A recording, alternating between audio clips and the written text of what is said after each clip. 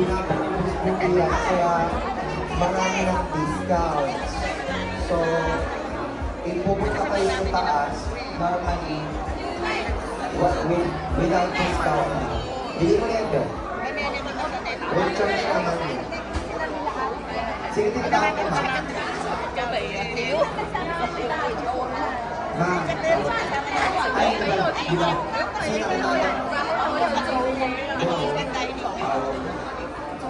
Bakit daw kayo, babe?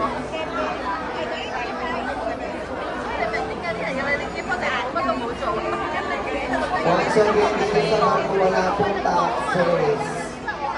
Kaya kung pagka bumili kayo, mapapansin nyo, parang mas mura siya sa normal na